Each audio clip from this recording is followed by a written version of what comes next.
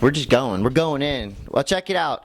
We got a very, very special episode of Cote's Cube here. This is kind of like Cote's book club. I'm here with deviant surfer journalist Jesse Aizenstat. And Jesse has just currently come out with this book. It's called Surfing the Middle East.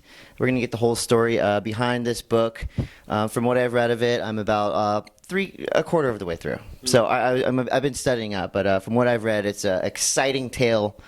We'll get more of that. So, Jesse, I loved at the beginning, right in the liner notes, it says, graduate college, fail to find a job, go surfing in the Middle East. Elaborate on that a little bit. You know, everyone talks about getting out of college and, like, hitting that wall, but you went another route. Yeah, you know, it's I graduated in May 2009 from USD, actually, down here in San Diego, and I couldn't find a job. And the only thing I got was a freelance assignment from the Surfer's Journal to go experience the story of the Middle East through surfing. And, you know, I always saw surfing as sort of a protest sport in its own way. You know, back in the 60s, there was guys protesting conformity, and I thought it'd be interesting to see what I can do and maybe extend that into my generation. I like it. Now, Israel, Lebanon, you know, the conflict that's been going on forever and never seems to, be getting any better.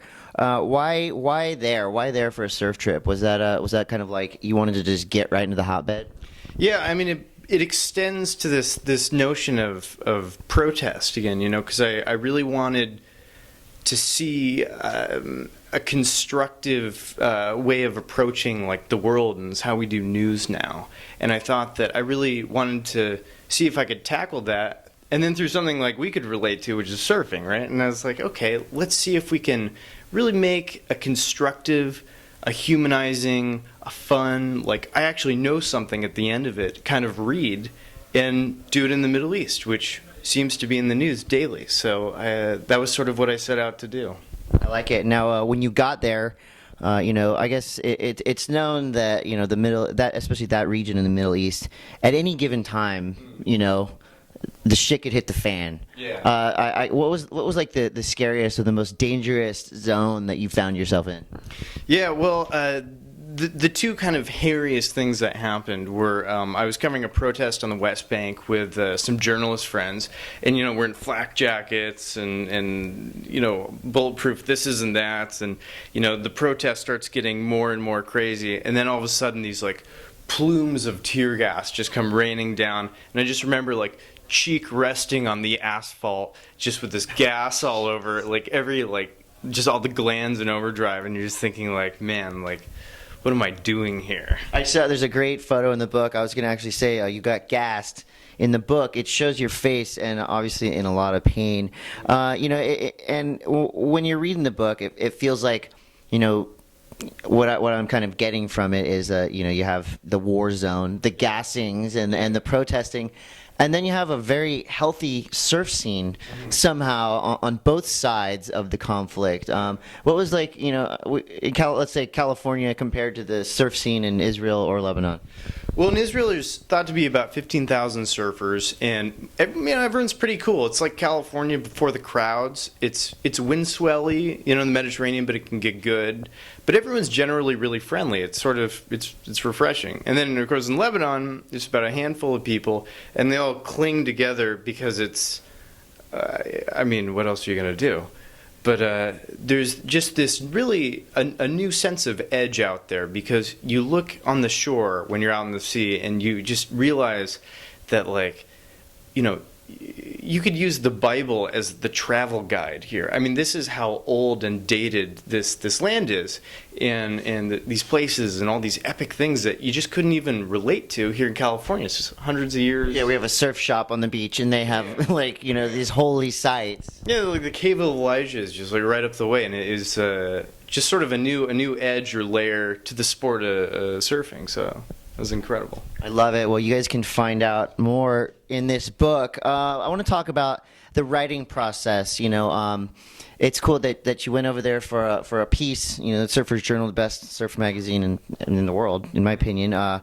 You went over there for a piece, and a book came out of it. For you, what was the writing process like? Did this thing just spill out, or did it take quite a while? Well, I really wanted to craft a really good product. I didn't want to make something that was mediocre. I wanted to do something that could really sort of, get into people's heads, and like sort of pin them down and pinch that curiosity and be like, oh yeah, I want a piece of that adventure, So I really had high expectations for what I wanted to do, but I realized, because it's my first thing out of the gate, that it's a really hard thing to do. So I kept that like page in Fear and Loathing in Las Vegas in my head. It's like, we had 2 bags of grass, half a dozen pellets of mescaline, salt shakers of this and that and everything. And it's like this crazy like flow of condensing all these experiences onto these little paragraphs onto the page. And I recommend it. It's quite a process. Oh yeah, I love it. So for you, obviously this is just came out, right? I mean, this has been out for a couple months now. Yeah, beginning midsummer came out. Available on Amazon. Nice. You're on a book tour right here. You're you're at TransWorldSURF. So what's next? Obviously you're enjoying the success and the adventure that has brought you this book. Do you have any ideas of what you're going to do next? And are you going to continue on the path of a novelist, a journalist, a deviant surfer? Yeah. Well, this is really important. Okay, this is really important. I just got invited by the embassy in North Korea with Kim Il Sung, the new president, to go surf with the supreme leader there. So if anyone sees me missing, please come look for me, because that's where I'll be. So hell yeah.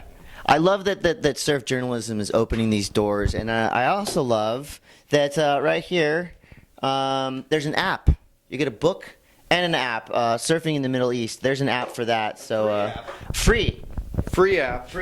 What website can we go to get an episode? Amazon, you said, and Amazon and my blog, which is bloggingthecastpod.com. Rocking the Castpod. I love it. Well, thank you so much for coming on the show. We're gonna have more from Jesse as we follow his adventures. Hopefully, you come back from North Korea, because I'd love to have you back on the show. Good luck, and yeah, let's hang out, man. Check this book out. It's very enjoyable. It's a great read, and oh my God, you might learn something. So check it out, surfers, people that like war, and just people that like a good read. Yeah, Edge. All right, Jesse Aizenstat right here, Surfing the Middle East. Check it out.